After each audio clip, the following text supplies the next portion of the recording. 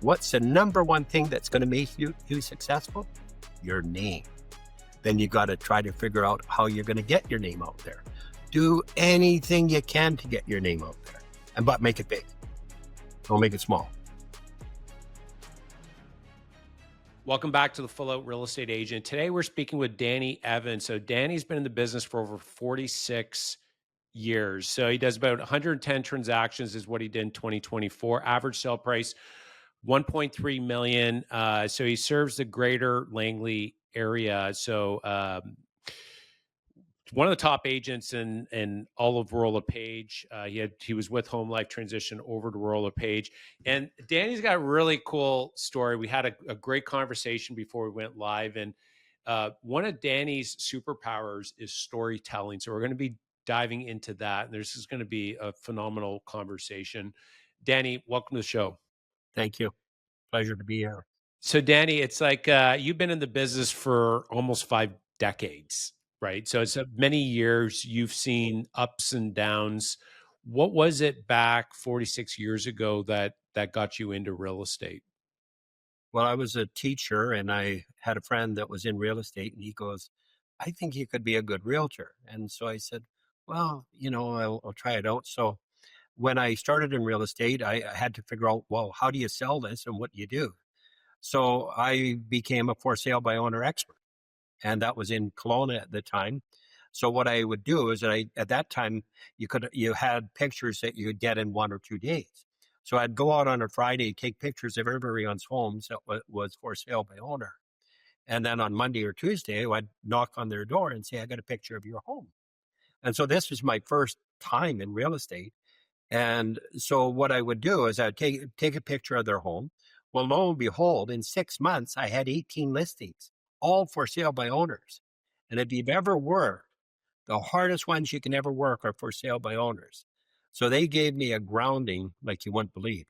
Then I would read a book off of it. It was Jerry Bresser at the time, List More, Sell More.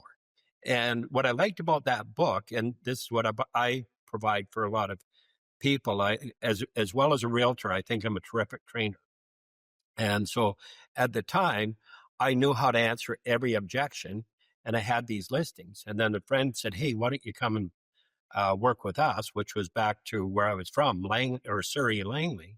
So I went back, and I immediately loved the business, but it was 1981, the worst real estate market ever. You couldn't give away a home. So that's when I came up with this idea to sell low-cost housing, but I had to get people to bite into it. So I created this story. Lo and behold, the story worked. And that first full year in the business down here, I sold more homes on the Fraser Valley Real Estate Board than anybody else. But I didn't know at the time even what MLS really was. I just said, as long as I'm making money, that's all I care about. So I was making the money and I created this incredible project, and it's carried me through. But then I had to do a reality check when it was gone. And I had to figure out how do I sell this real estate? I still really didn't know, even though I had sold 350 homes, all on my own too, no assistants, no nothing. I did all the contracts. It was incredible, but I loved it. I worked. It was great work. Every time I touched a piece of paper, I made money. Got me rolling. What was it that helped you? So you created a story with the low priced homes is what you did. You created a story, went viral on through the news channels, created attention. You ended up getting a large subdivision of homes. You sold those eventually, and then getting through the 80s mark, which homes weren't selling, right? Unless it was like a crazy. What was it what were some things you did? Because I think a lot of agents it's like the market that we're in today it's a tough market, from a number of sales, it's taking longer, but going through the 80s, like that was different tough, but still extremely tough. And like, you had to get really creative. What were some things, just for context for the listeners, that you needed to do to get through that time that maybe they wouldn't have heard of or even know of? It's really simple, and it's quite the same thing that's today. What's the number? I always ask every agent, I say, what's the number one thing that's going to make you successful? And, it makes them think, makes everybody think, well, what is it? Is it hard work? What is it? And you know what it is? Your name. So once you get your name out there, so that's one thing I was good at right from the beginning. When I did that subdivision, 250 empty lots in there, I must have had 50 signs made up. Danny Evans, Danny Evans, Danny Evans. They couldn't help but know my name.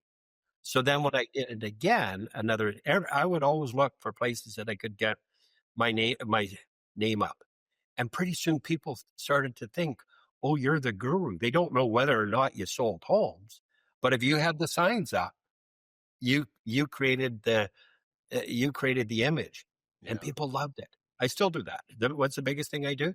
I put signs up. One, and what the funny part is, when I had up the fewest signs, usually I was be packing at that time 18 to 25 listings, and so when I would put the signs up, I noticed at one time my listings, I sold everything. I go, oh crap, what do I do now?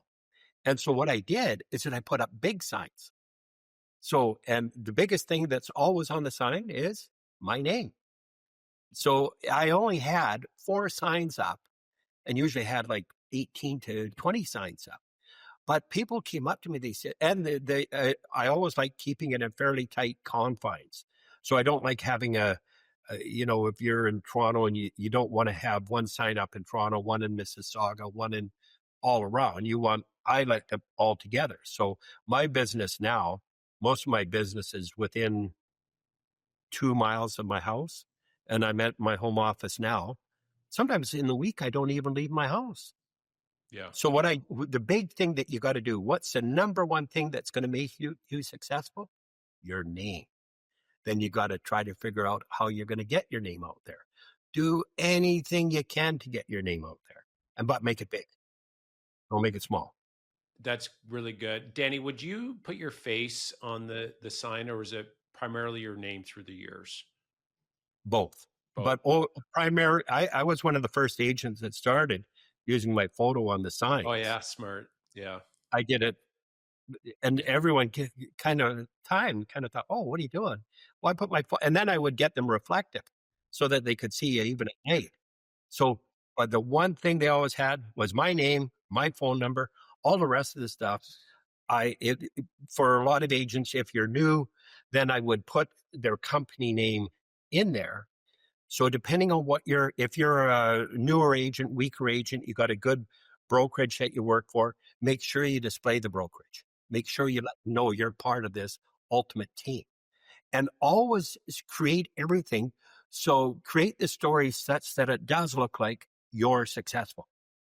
And guess what, though? You do have to be successful. You have to be good at what you do. And so I always wanted to be the top, and I always found a way to get there. Yeah, when it comes to faces, so I think maybe I have to thank you, because from an industry standpoint, if you're one of the first to create faces on the signs, I think been that's been an area that we've really doubled down on, because I was taking some training, and it was actually one of Darren Hardy's courses, that he's like we'll say business guru in his approach, and he was saying that when they track eyes in magazines, they go generally, instead of the words, they track face to face to face to face, and so they go along the way through and so people are attracted to faces, and there's no other industry that it's like that's an okay thing to put your face on a yard, right? So it's like that's where some agents like, I don't really want it, but people remember faces better than just say words. And so I'm a huge advocate myself for that, because people remember it more.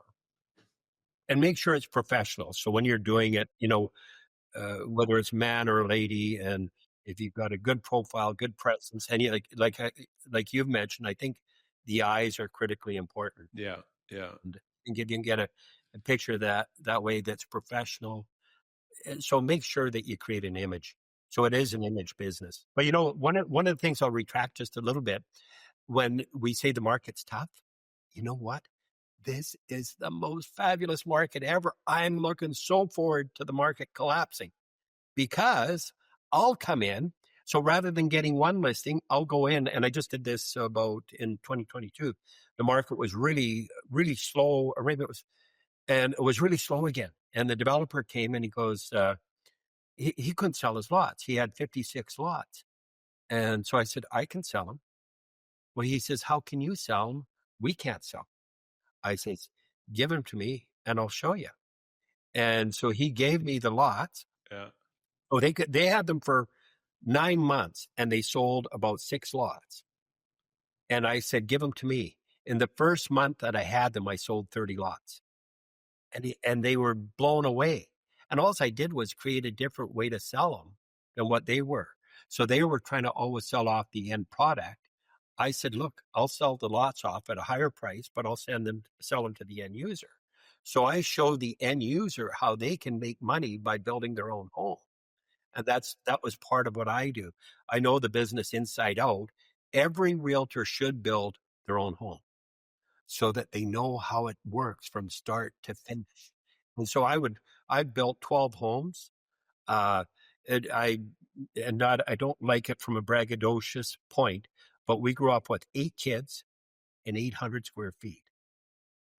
I live in a 12,000 square foot home, and my kitchen and family room is bigger than what our whole house used to be.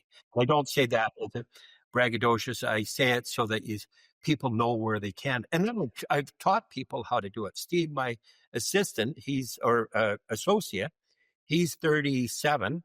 He owns a beautiful home, uh, $5 million. But the key to it is my tagline is, how would you like a free home? And the free home is that you build. Now I would show them how to build it. Do either a side suite with a basement suite. Now we have what I think Toronto has it too, the Shmoo building. So you can build 4 units on each lot. So overnight, every individual is a small developer. And so I show people. So when I built my first home, uh, the builder came up to me. He said, Danny, I know you. He says, I'm going to give you a good deal. I said, okay. He says, I'll do it for $54 a foot. So I said, I appreciate it. I like it, but I got to build my own. I want to see if I can do it and how much it would cost. So I built a better home than what he had quoted. I saved 30% on Mm. building the home. But as importantly, I learned how to do it. You learned. It's so good. So yeah, I growing up with family. So 9 kids in our family actually. So Okay. so Terrific. I hear you on that. And You're a then top guy too then. so yeah, You're there's one point there's three of us brothers all sharing a room and yeah. single, and it's just what we knew. I mean, you think about it, there were a lot of nights of like lots of laughing, and there were a lot of nights of Oh yeah. fighting, and somebody would end up Oh crying or whatnot growing up. But it's funny because the two brothers that I shared a room with we're working together now, and we're pretty yeah. pretty close, and I actually have a fourth brother working with me too. But I want to circle back on what you had said, the highest and best use. So I read this book, Sam Zell, and Sam Zell's book. He really talks about this idea of the sum of the parts are greater than the individuals, and so this idea of being highest and best use and being smart and creating a story like you did, this to me is so good, and this is where commercial brokers are pretty good with this. They see a residential listing and they're like, "Hey, listen, we can sever a lot. We get 2 lots, and then we can put triplexes or fourplexes on each one, and highest and best use." For you, what you did with that, you saw like, listen, we can just sell them a different way. We can go right to the end user, sell the lots, and so there's some profit there for the developer, and then at the same time, there's some skin in the game for the next person, some meat on the bone, so to speak, for the Yeah. next Yeah. buyer.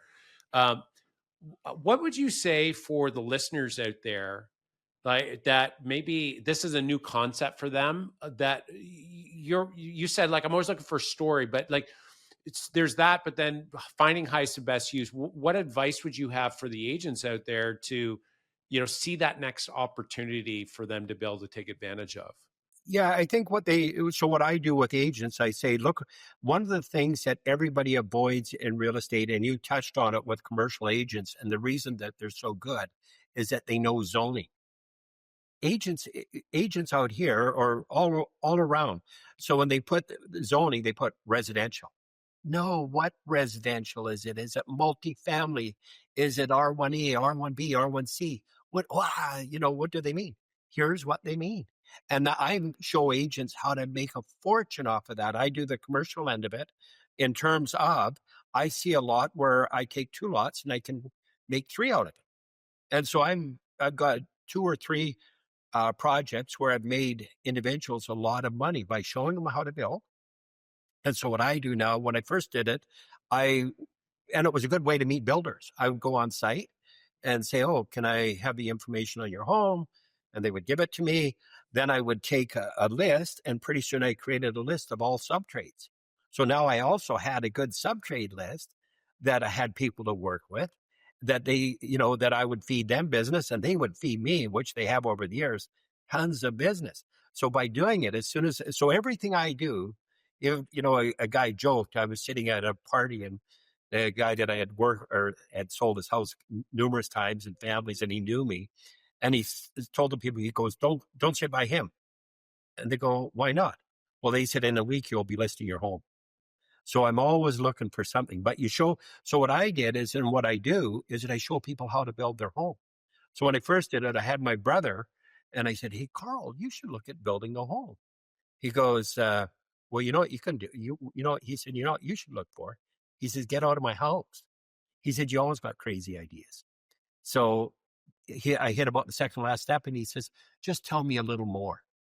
So I told him a little more. Well, he ended up being a fabulous builder, built numerous homes. He went from living on a $1 million, well, at that time, a $1 million property to a $10 million property for his family and no mortgage. Mm, yeah, So, this is so great. what I do is that I show uh, realtors, individuals, how they can build their own home. And I set out a list of trades. And now, if they're still shy, I connect them with a builder, because just the soft costs in terms of building are so horrendous. You're paying an extra $200,000 to $300,000 just in soft costs that you could save. Yeah, yeah, and plus you learn and you become better at your job as a realtor. Uh, this is such a great example, Danny, of leadership. I have three boys, and I'm like, leadership to me, the definition of leadership is the ability to make others better. And so, and this is where if you can surround yourself like with other great leaders, like say yourself, for example, it's like that one conversation when you encourage somebody, it's like, hey, why don't you do this suggestion, right? um, like I share the story when I got into real estate. What actually led me into real estate was I was speaking with my wife one day, and I was put on waivers for hockey, and I was figuring out what I was going to do next. And Joanna's like, you don't have to keep playing hockey if you don't want it. And she said that one suggestion. It was like blinders fell off. And I'm like, oh, I want to get into real estate. But if she wasn't there, if I wasn't around, her at that point, I may not have seen it. And what the story that you shared is like, you should be a builder. And it's like that encouragement. I think there's like two things with this. Is like one, if you see an ability to help people and grow people like you just did, like encourage them because that can change their life. And the second one is surround yourself with, we'll say the type of quality people like yourself, for example, that if your friend that you made that suggestion, your builder, and he's made millions of dollars now because you made that suggestion. If you can surround yourself with more people like you, I man, your agree. life can totally change in a massive, massive way. I think that just what you touched on there is so huge. And make sure that you do people that support you, you support them. Mm, And if you get people that are knocking you, run away from yeah, them, leave yeah, them. yeah. And if you can focus on good people around you, it's terrific. And part of this is that if this is sort of like someone's learning how to train, I had my nephew when he started the business in about 1992, and everything I know years because of when someone started or whatever. Everything's like a woman that's pregnant. She always remembers when they had their baby and how it was. Mine is stories in real estate. So I had my nephew, and he wanted to be the best in real estate. So we had run. I said, "What do you do if the people say this? What do you do if you do this? What do you do? What do you do?" And so I'd grill him daily. And then so finally he went out and he did exactly what I said. So the first time he went out and I said, you got to take over an area. So he went out and he would come in after the first month, nothing. Second month, nothing. Third month, one listing, two sales. Fourth month, two listings, two sales. He was then, after that, he was making, this is 1992, he was making $50,000 to $60,000 a month. And he's 25 years old, but he did it religiously. He went out, did his door knocking, but what did he have bigger than anything else? His name. So he went out there, and to this day, people still know his name 30 years later. They still remember his name. So we would go out. So then at the company, because I was always the top kind of in the company, we had a seminar with Tom Ferry, who at the time was the ultimate real estate trainer for North America. So I sat at Tom's table, and then while we were there, so now I'm back to my storytelling. So I said, "Hey, Tom," I said, "see that young guy over there? I said, he's 25 years old."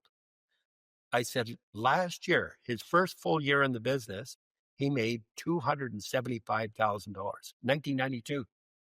And so Tom said, "Oh." So then Tom came up in the front of the group, and two guys, they're standing side by side. You're very nicely dressed. And there was another, Randy was like that. Randy was very nicely dressed, good, like you, good physique, you know, really presentable. So he's there, and Tom says, "Stand up." So there's about 3,000 people in the crowd. He says, "Stand up." So Randy stands up. He's kind of shy, 25-year-old guy. And this guy that's dressed kind of like a bum stands up.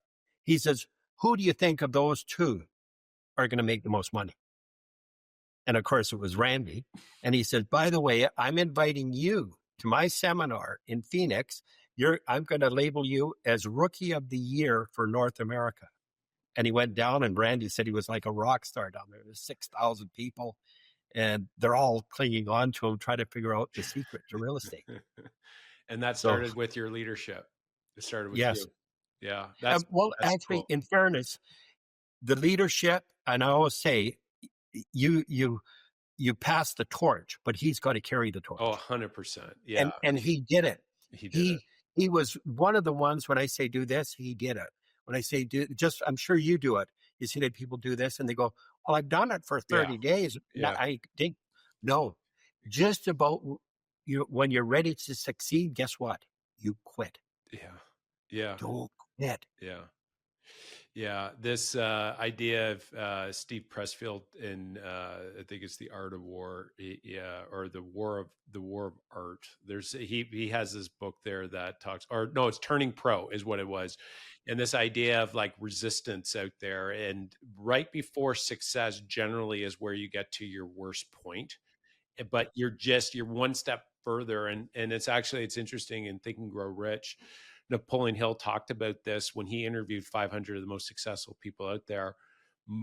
He said that all of them said that when they started, they had a brutal start, and it was like they had to go through a lot of challenges and overcome a lot of that. And they all said that their biggest opportunity came one step past where they it was their worst point, where they were about to quit, but they just kept going on. And it's almost like there's like this, hidden kind of, what he was saying is like this hidden guide that's like testing you, and do you really want it or not? And I love your story about, like the 3 months, and then it was like 4 months and it was bang, but 1 2 months there was really nothing, and that's where most people would have given up. They would have quit. Yeah, and even now, I don't like saying that I work easy in this business because I've got everything down to a system, and I let the system do its work. So you might tell people you work hard, but actually I don't work all that hard. I work real easy, and I walk in the door. It's, "Here, you got the listing, you got this," and so people, you develop that belief program in you, which is absolutely tremendous. Mm. Can you So talk a little bit more about that? Like, and that's directly relatable to this book, The E Myth. Michael Gerber, he talks about, like, the McDonald's franchise kind of system of, you do things and you have a set way of doing things. I love how you explain it. I work easy. That should be on a bumper sticker. It's so good. I work easy, and it's right because we do similar things. Like when I was selling 150 homes with an assistant, leading the team doing 1,000, I would go on like 4 or 5 listing appointments a day, but it was like a very well-oiled machine in regards to like the way that I approached it, the way that I did the analysis on it was very consistent. And then it got to a point where, just like a golf swing, if you like Phil Nicholson there and like Tiger Woods, if you time their pre-shot routine, it's all within like a split second from the time they walk up to actually take warming up and taking the swing. It's within a split second because they have it down to a science, and yeah, they figure it out, like where this like mastery comes into that. So this idea, I know I'm kind of going a little bit deeper there and setting the stage because it's so when you're at a high volume, you have to do it that way. So how do you, for agents to be able to get to that level, I work easy, what are some things that would help them, get to that point? that's where the the fine tuning comes in. So the better you are at your business, the better you can explain your business, the better. So whenever we're doing a listing, I'm not worried about the listing. I'm worried about where you're going. So where they're going is as important as why they're listing.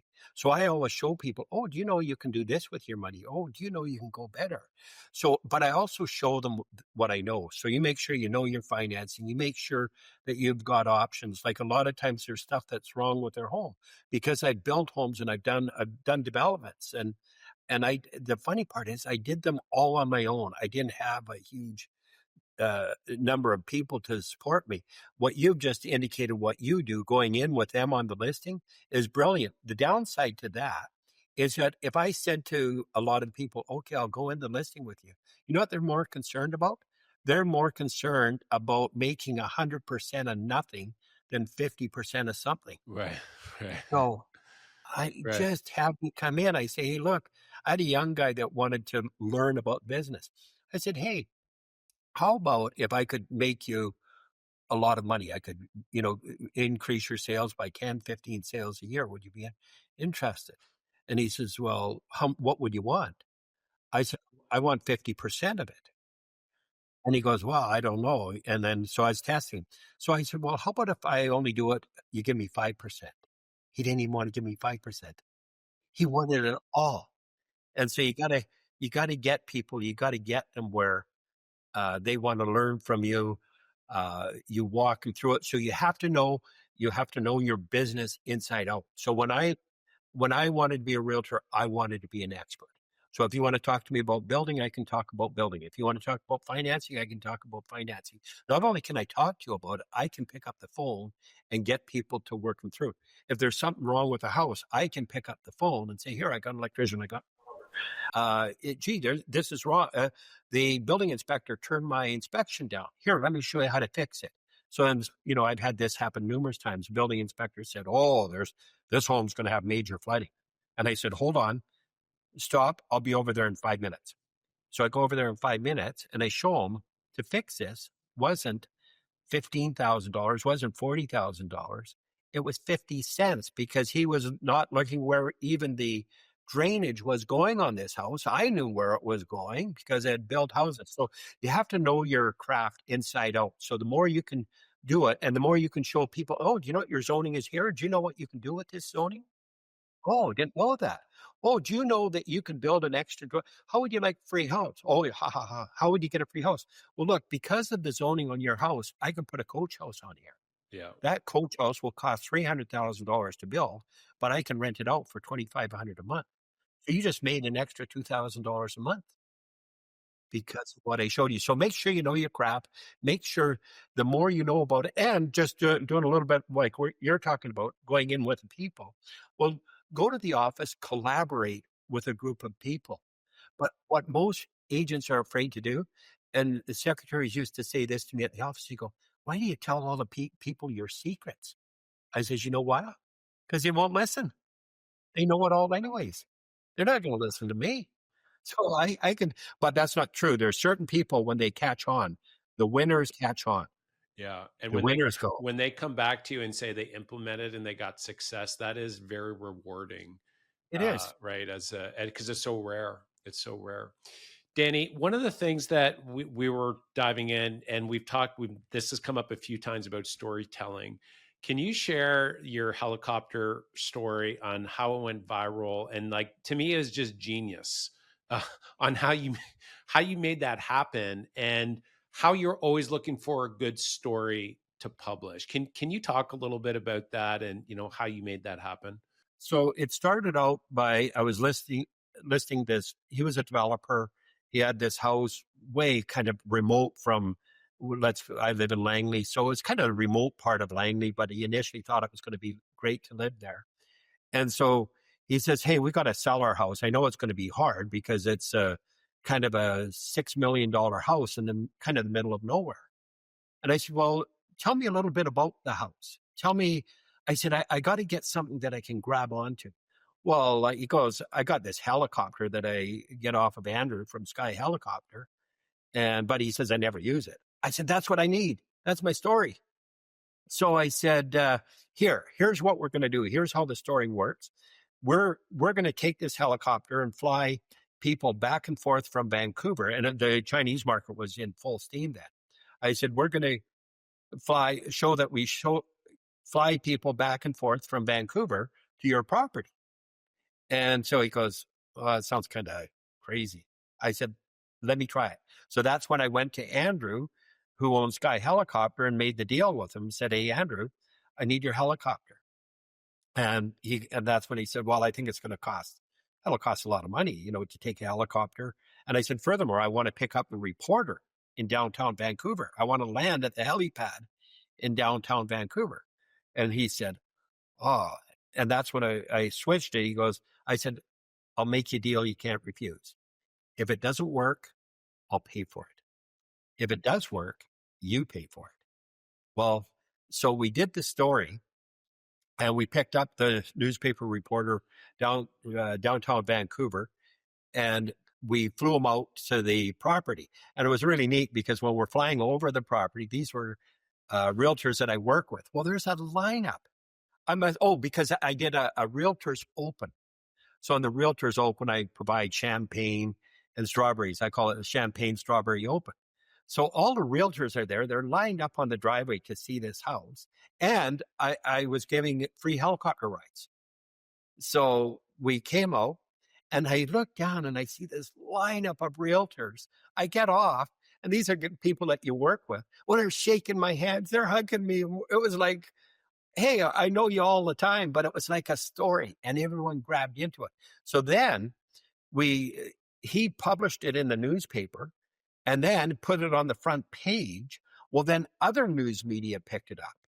And so they put it on TV. Then they came out and interviewed me on other stuff that I went on TV for on other items because I became the guy overnight. So it just keep feeding the machine. And so I had that story. When Andrew, he was the Sky Helicopter. He went on radio stations across Canada. He was on TV across Canada, and it fed on itself. So it was a real unique story, but someone had to create it. Yeah, and that was you. So smart. What That was, Oh, there you go. So for YouTube, he's showing the article there and the newspaper. That's very smart, Danny. So, what advice would you have for the listeners to look for a good story to share? What are some of the key attributes of a good story that might get picked up and go viral? well, it's going to be something that's unique. So for example, one was the helicopter. This was Canada's largest home. Was it Canada's largest home? I don't know. I put Canada's largest home question mark. Yeah, smart. And so guess what? This went actually on the front page of the Sun. It went on the first and second page of the business section. So you create, that was another story, something unique and different. And you feed onto the story. You don't, most people kind of go, well, don't you know about it? No, you have to tell them, create your story, get excited about your story. And then as you get excited about it, so do other people. This was the one that started where I started it all off. That was when that crashed the housing market in the Lower Mainland in BC because I created a story off of it and it worked. And the better part is the story even worked when I went in and saw Day on Development. The guy that ran the Olympics, Jack Poole, was there sitting at the table waiting for my offer. And of course, he was waiting for offers for 70,000 that I had for 28,000. So you just you create you keep so what would you look for? I would look for something different. So let's say, for example, you're a hockey player or there's something unique and all the communities are looking for something. So I might look for uh, a hockey player or something that's come that might have a story behind them. And so, something neat and unusual. Maybe the hockey player is coaching uh, kids how to do certain skills, or maybe he's got autistic kids, and so you use that to show two ways: one, to create a story; two, for you to support your community because of what you're doing. So look for something that's unique. Get involved if you have to on something that's unique. For example, I did a lot of coaching.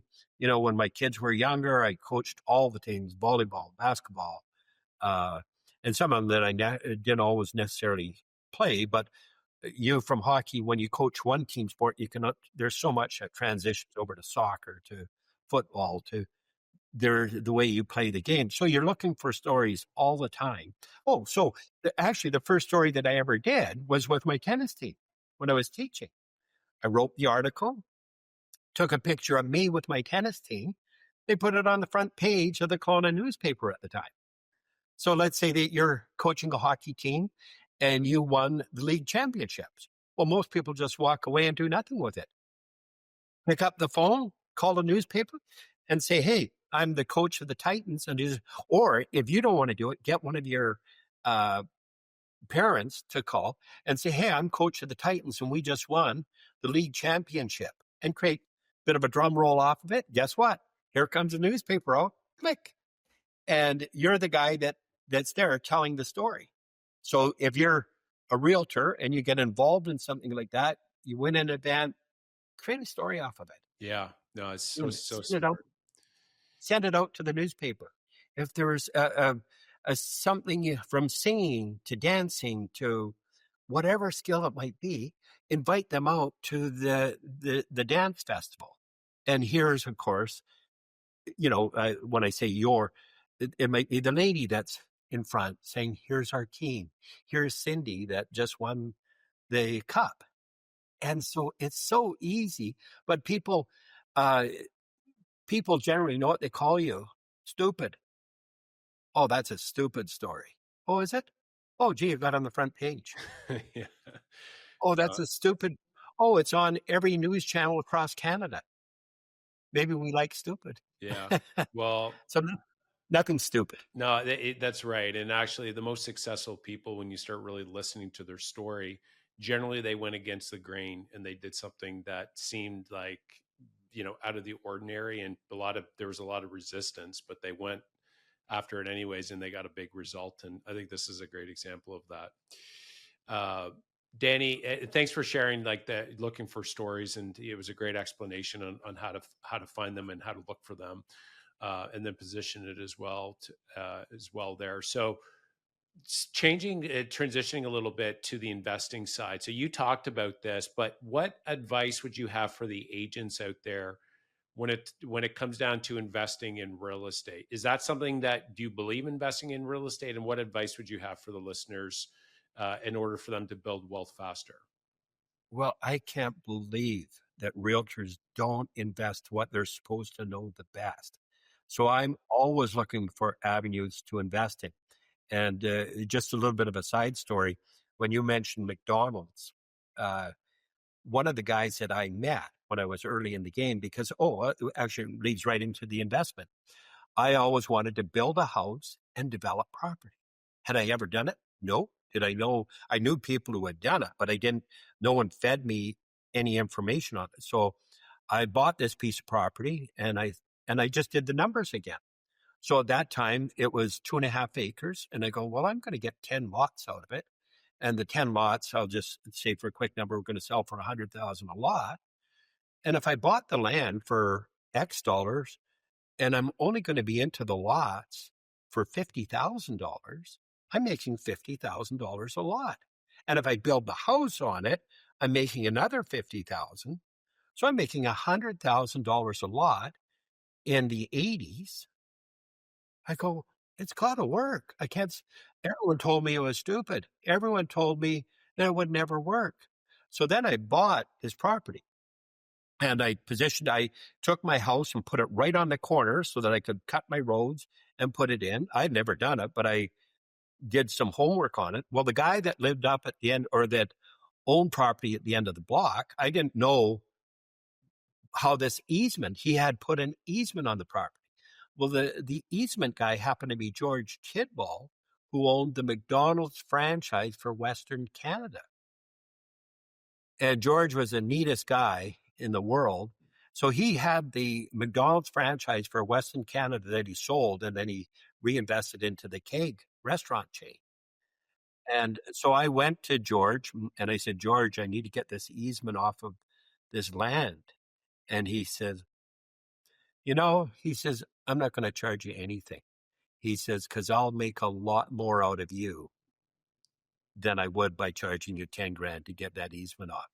And sure enough, I went and saw him about the next year. And I said, George, and so this is right up at the end of the block for me. And I said, George, we can buy that 2.5 acres. There's two of them. I said, we can buy it. Or I said, you can buy it for cheap. They got to get rid of it. It's going to go out for cheap. And he's, oh, okay, Danny. He said, is it a really good deal? I said, George, it's a steal. I said, you're going to make a lot of money. He says, oh, good. He says, I'm buying one, you're buying the other one. He said, oh, and I was up to my eyeballs in hawk because I had property down at the end of the block, but I bought it. Well, it just so happens the land doubled in the year I had it. So as a realtor, build that house. Once you know how to build the house, buy the land. And just what I said at the beginning of there is never, ever, starting to promote it now. There's never, ever, ever been a better time for an individual to be a developer. So every piece of land that's in our area, that's uh, you're now a small developer because you can take that piece of land and build 4 units on it. Mm, Do that before, and you don't even need the zoning's automatically approved. yeah. Yeah. So people still don't realize they're sort of the nature. I've learned that because I wasn't from a wealthy background at all, and it sounds like yours is similar, and no business background. But I always would put the numbers together and say it's got to Makes work. sense. Yeah, it's simple enough. And I think that's the investment side of it. It's like if it's simple enough, that's where it should be simple that you understand. I think if it's too complicated, that's generally for me, it's more of a red flag. If it's too complicated, right? So that's great advice, Danny. I have three last questions for rapid fire, and then we're gonna wrap up. You ready for rapid fire? Yeah, All right. First question is which book has made the biggest impact in your career? I well a little bit on a business end. It was List More, Sell More by Jerry Bresser, and by no means is it a incredible story, but it taught me how to answer every objection. The book that I kind of really like, it's The End of the World is Just Beginning, and is so appropriate to what's going on right now in the world. When you read that book, you'll look at it a whole new eyes. President Trump should read that book because it'll show him what world economy looks like. It'll show him what the world trade picture looks like. It's an absolute fascinating book. And I'll give you one more. I know you've asked for one, but Tales and Torts. It's from uh, a local lawyer in Langley, but he wrote a brilliant book, and it's so appropriate to real estate and insurance if once you read that book, you'll have it. It'll change the way even that you look at your real estate. So good. So, Tails and Torts, Uh, Robert Crow. got it. And then what are three words that best describe you, Danny? Well, it's a little bit legend and real estate. Okay, there you go. And then what final advice would you give the listeners to help take their business to the next level? Become an expert and make sure you get your name out there. So I'll give you a little example. Is think of an agent when they're holding uh, open house. What did they advertise? Open house, this big. Mark Faris, this big. Mine is like this. Danny Evans, this big. Yeah. Open house, this big. Because they know it's open. Yeah, yeah, smart. Bob. Oh, and then how many signs do you put up? As many as you can. I got 40 signs made. When I hold open house, I got 20 signs up. Yeah. Realtors Yeah, hate it's open house. it's smart. You know, You just need to get out of the car. I think that's probably one of the biggest things is like, I got to get out of the car 20 times. It's like, yes, but you're going to get 20 times more exposure than if you just put out one, right? it didn't cost you. Here's the last thing is for our market right now, the best markets are bad markets. Because if you're a worker and you're smart, you'll come up with a reason why that rather than going for one listing, you'll go into a subdivision and builders got 30 homes and say, how's the sales been? Yeah, Terrible. yeah, yeah, Here, give them to me for 60 days. I'll have all your houses sold. Well, how are you going to do it? Give them to me for 60 days. I'll show you how. Now, you might not sell them, but at least you got your foot in the door and at least you sold 15 or 20 when everyone else is not selling one. yeah, And he's content because at least you sold 20. yeah, yeah, The best markets are the worst markets. yeah, yeah. You just have to create your story why you're the best. So good. Danny, what's the best way that the listeners can reach out if they want to send you business, whether it's a buyer, seller, or just reach out and connect, maybe a coaching call as well? What's the best way they can do that? Well, if they can't find me, I'm in trouble. So if you go on the computer and put in Danny Evans and you can't find me, make sure you call me and tell me you're a loser because I can't find you. You'll find me. So Danny Evans, 604-649-1067 or info at dannyevans.ca. It's amazing. Danny, I really appreciate you coming on the show. Thank you so much. It's been fun. It's a pleasure meeting you. You as well. And thank you everyone for listening today. If you enjoyed the show, you can go ahead and subscribe to the channel and share it with any other real estate agents you think would benefit from it. I love you guys and keep on going full out.